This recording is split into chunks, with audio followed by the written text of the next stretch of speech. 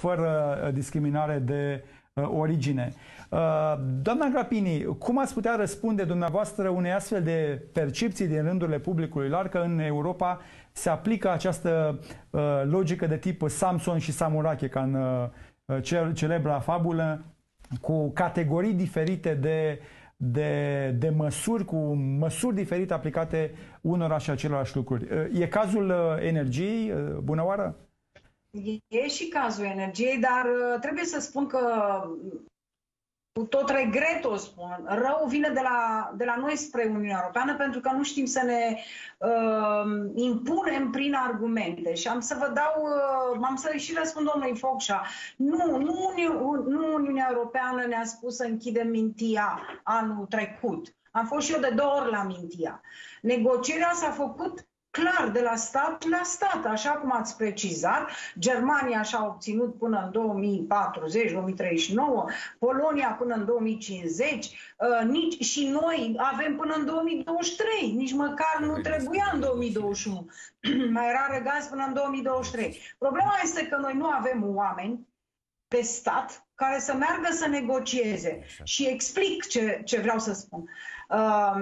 Parlamentul European, dumneavoastră, a spus că e vocea cetățenilor. Foarte bine. Din păcate, tratatul dă dreptul Consiliului, adică șefii de stat și de guverne, cei 27 acum, cumva să fie peste decizia Parlamentului. Noi votăm ceva și la negocierea instituțională, să zic așa, forța o are Consiliul, șefii de stat și de guverne. Ei, noi n-am avut de când am intrat în Uniunea Europeană niciun șef de stat, că 2 au fost, nici cel care a fost înaintea domnului Iohannis, nici domnul Iohannis, care să se ducă, să poată să susțină cauza României în Consiliu. Are dreptul, ca orice alt șef de stat, membru în Consiliul European, să-și folosească dreptul de veto, așa cum l-a folosit Olanda la neintrarea României în Schengen. Da? Președinții noștri n-au folosit acest drept pentru a putea să obțină drept egal, pentru că eu am interpelat de foarte multe ori alți șefi de stat și de guverne și Comisia, explicând că România a semnat același tratat. În momentul în care semnezi același tratat, eu vin din mediul de afaceri. Dacă am semnat un contract, apoi contractul ăla este respectat de ambele părți. Da? În momentul în care folosești dublă măsură, tu trebuie să te sesizezi. Dar ce se întâmplă? România pierde, astăzi am fost la Comisia de Control Bugetar, că și acolo sunt, și a fost iară din nou dată exemplu România, că nu transmite raportările care trebuie la timp, că sunt suspiciuni de fraudă la fonduri europene. Ei, toate aceste lucruri negative, și sunt negative din cauza administrației naționale, funcționari și așa mai departe. Eu chiar am cerut să nu fie pedepsiți cetățenii să se taie fondurile europene din greșeala administrației naționale. Practic, vreau să spun că de foarte multe ori am auzit în perioada pandemiei și înainte, spunându-se nu ne lasă Uniunea Europeană. Fals. Exact. Prețul la energie. Am auzit un coleg eurodeputat ieșind pe domnul Rareș Bogdan, am să și spun. Trebuie să fie o directivă a Uniunii Europene ca să plafonăm prețul la energie. Fals. Deci dacă atâtea dezinformări se dau spre cetățenii din România, evident că cetățenii spun, da, domnule, rău vine de acolo. Doamna Grapini, îmi permiteți? Da. Asta ce înseamnă? Că noi avem în structura de guvern incompetenți. Iar dacă România are europarlamentari precum dumneavoastră, și bine că îi are, și poate de acolo să identifice unde este buba, păi ar trebui să transmitem către guvern, pentru că și partidul dumneavoastră este la guvernare, ce e de făcut și unde trebuie punctat. De la guvernare. Dacă am greșit, îmi cer scuze. Știam că ați intrat prin cadrul PSD, nu? Nu, am intrat într-o alianță, dar asta e mai poate important. Da, este foarte important, doamnă. Este foarte important, pentru că guvernul nostru se pare că nu știe ce trebuie să facă. Eu nu v-am întrerupt, îmi cer scuze, dar totuși haideți să fim coerenți. Nu v-am întrerupt. Tocmai voiam să explic și nu e vorba numai de guvernul ăsta, am spus din 2007, de când am intrat în Uniunea Europeană, sigur, eu am fost în mediul de afaceri în cea mai mare parte a timpului, am fost și eu 1 an și jumătate ministru și am văzut ce e în guvern. Lipsește viziunea pe termen lung, lipsește strategia pe termen lung și, sigur, aceste lucruri pot fi făcuți cu oameni competenți și oameni morali și cu disponibilitate la efort. Pentru că dacă nu stai să-ți faci lucru la timp, nu te uiți la ceas și pleci, sigur că nu e.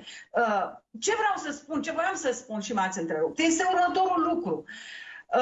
Competența partajată pe care o are Comisia Europeană, care e un fel de guvern, am auzit și de la un ministru spunând Comisia Europeană a dat o directivă. Comisia nu dă directive. Comisia dă un proiect pe care îl discutăm în Parlament și votează Parlamentul și după aceea se negociază cu Consiliul. Dar dacă oamenii care ocupă funcții nu știu să stăpânească termenii și funcționarea și relația dintre Uniunea Europeană și într-un stat membru, e foarte grav.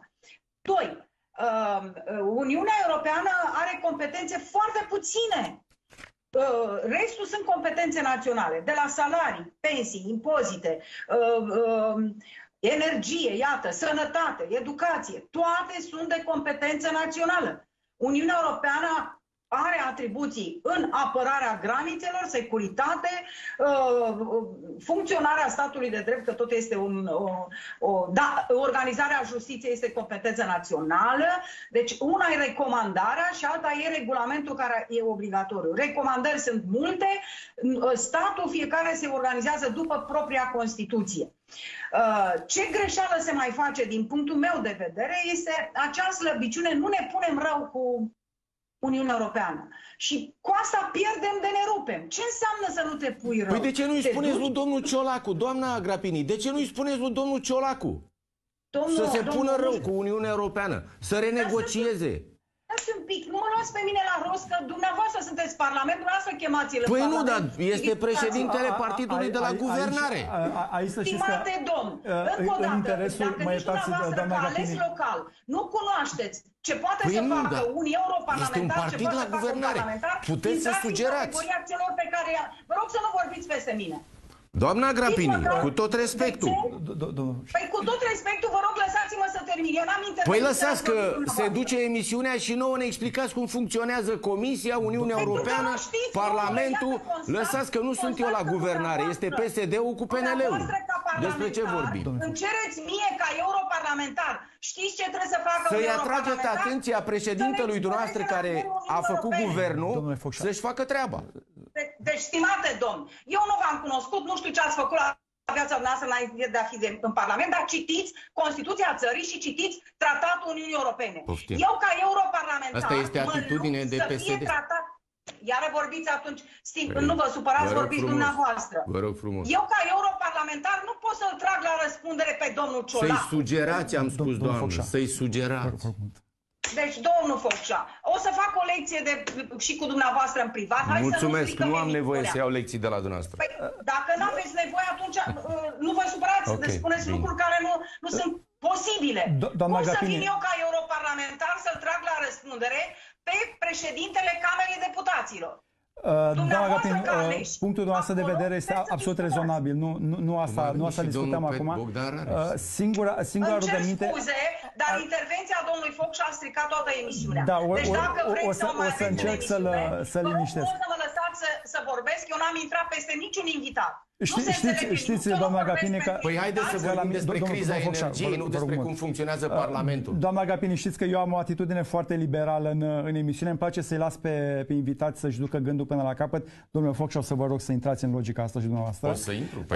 Doamna Grapini, dumneavoastră ați punctat un lucru foarte interesant și aici, pentru telespectatori, în interesul